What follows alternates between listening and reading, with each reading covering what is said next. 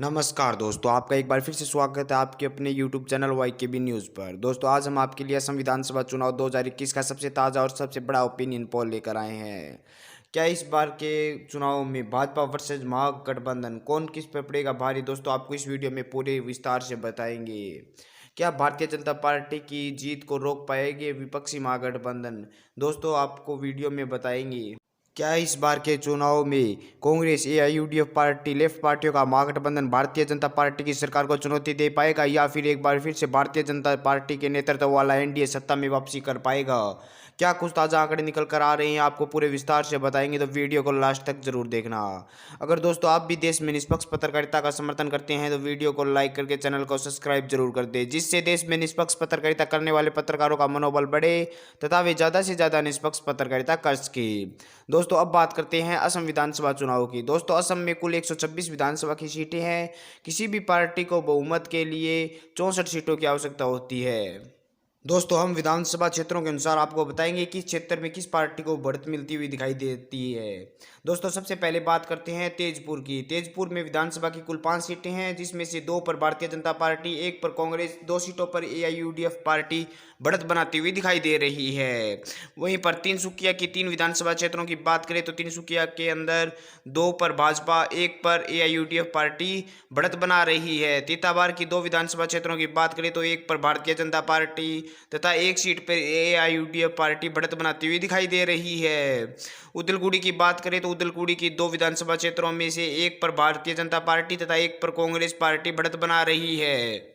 वहीं पर बारपेटा की 6 विधानसभा सीटों की बात करें तो 3 पर भारतीय जनता पार्टी, 1 पर कांग्रेस पार्टी, 2 पर एआईयूडीएफ पार्टी बढ़त बना रही है। वहीं पर दोस्तों हमरेन की 1 विधानसभा सीट की बात करते हैं तो हमरेन की विधानसभा सीट पर भारतीय जनता पार्टी बढ़त बनाती हुई दिखाई दे रही है।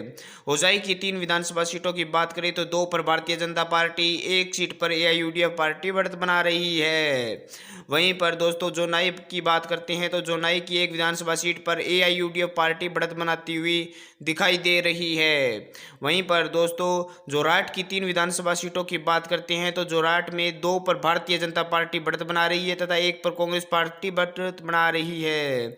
कलियाबोर की बात करते हैं तो कलियाबोर की 1 विधानसभा सीट पर भारतीय जनता पार्टी बढ़त बनाती हुई स्पष्ट दिखाई दे रही है। दोस्तों, कामरूप की बात करें तो कामरूप की 4 विधानसभा सीटों में से 3 पर भारतीय जनता पार्टी, 1 सीट पर एआईयूडीएफ पार्टी बढ़त बनाती हुई दिखाई दे रही है।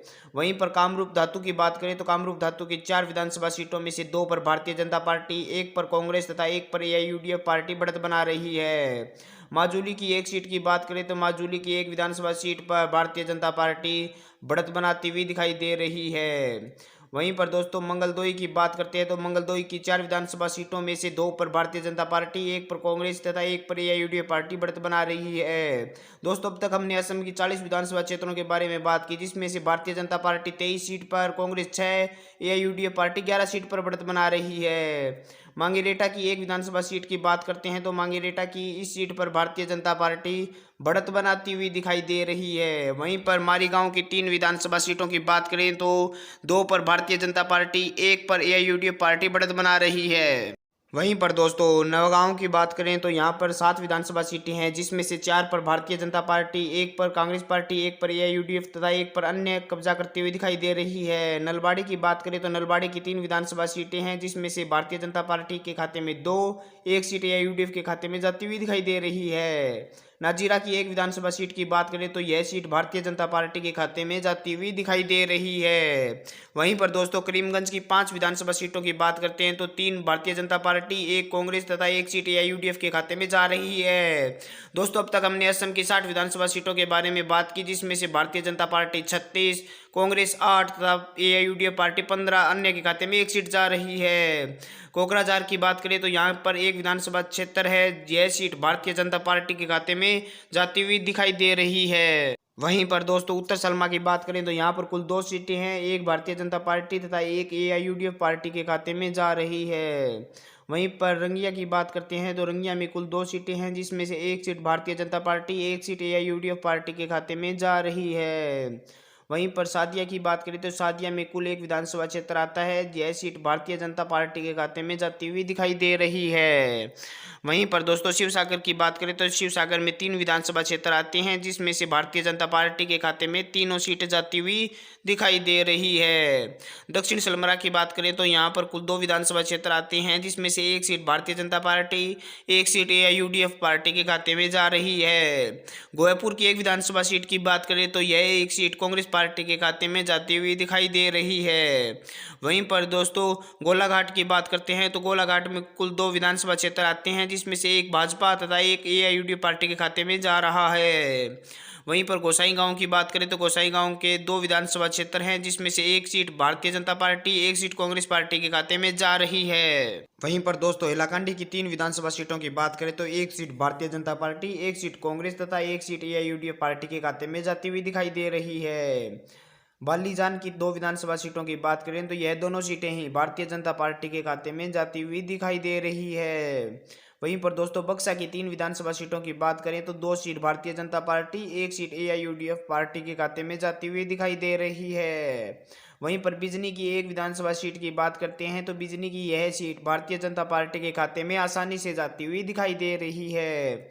वहीं पर दोस्तों बिलासीपुरा की बात करें तो बिलासीपुरा की 2 विधानसभा सीटें हैं, जिसमें से एक सीट भारतीय जनता पार्टी, एक सीट एआईयूडीएफ पार्टी के खाते में जा रही है।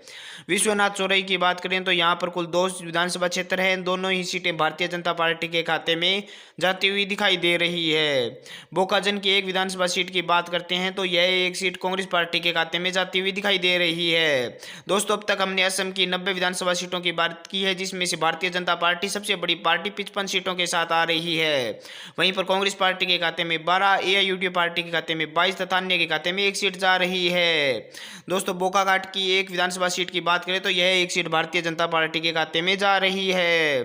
बोगाई गांव की बात करते हैं तो बोगाई गांव की एक विधानसभा सीट है, यह एक सीट कांग्रेस पार्टी के खाते में जाती हुई दिखाई दे रही है। वहीं पर कछार की बात करें तो कछार की 7 विधानसभा सीटों में से 4 सीट भारतीय जनता पार्टी, एक seat Congress party, 2 seat AIUDF party के खाते में जा रही है। चारों देव सोनाली की बात करें तो यहाँ पर कुल 2 विधानसभा सीटें हैं, जिसमें से एक सीट भारतीय जनता पार्टी, एक सीट एआईयूडीएफ पार्टी के खाते में जा रही है।